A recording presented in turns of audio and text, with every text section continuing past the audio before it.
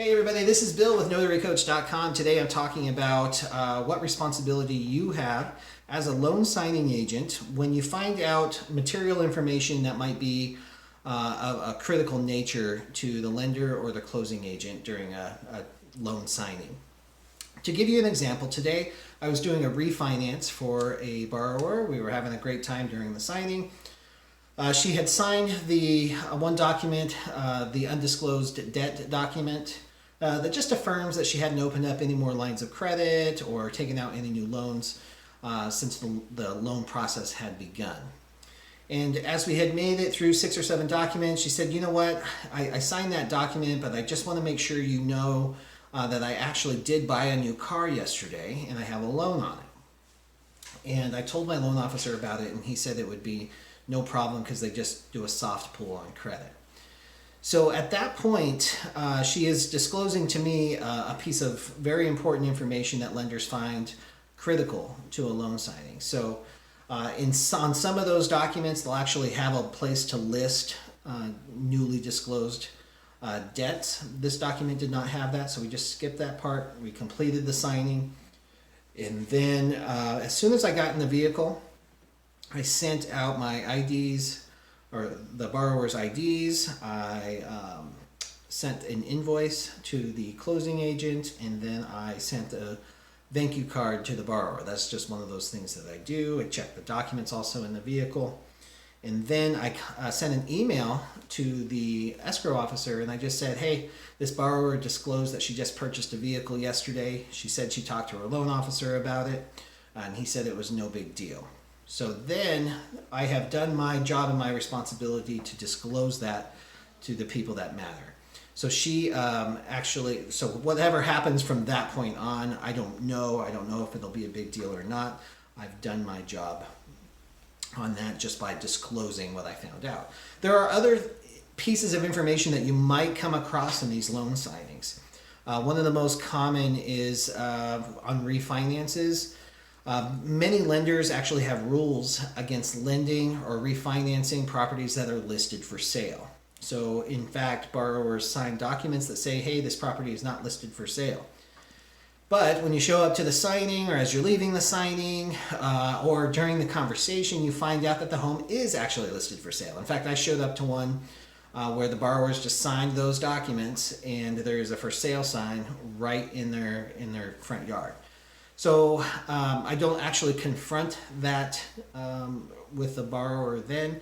That's technically could be interpreted as mortgage fraud. My general rule of thumb is that I do not confront people who are committing crimes on their turf. And it's not my job to be an investigator and figure all that out. We let the lenders work that out. But it is my responsibility to disclose what I have found out to the closing agent so they can then take care of it. What happens from there, I'm not necessarily sure. Sometimes the terms just have to be adjusted. Sometimes it's just a simple signing an extra form or a letter of explanation as to what's going on.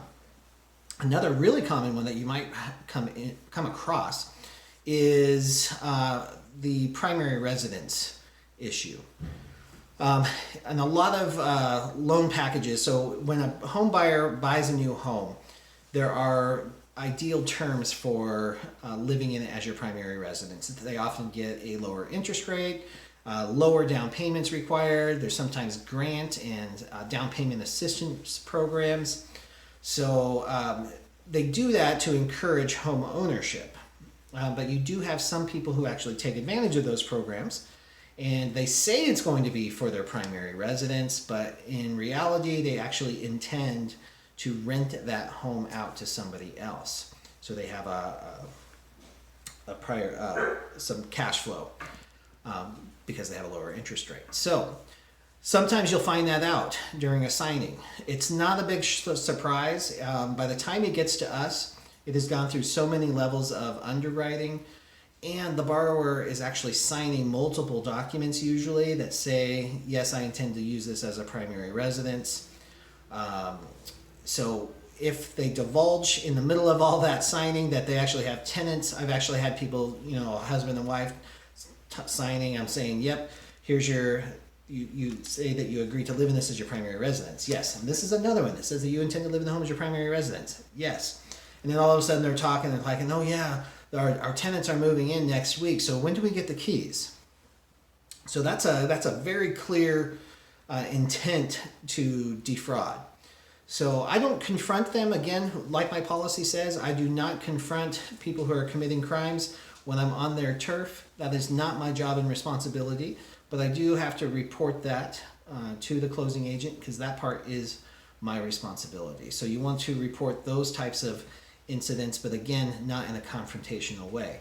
Now, there are some instances where mistakes are made, and you can kind of use your own judgment. If the first document that said, hey, you intend to live in this home as your primary residence, if the borrower says, no, geez, I've told them 10 times, I'm renting this out, this is an investment property, then I can safely assume that this is probably a mistake, and I can call the closing agent and let them tell me what we need to do.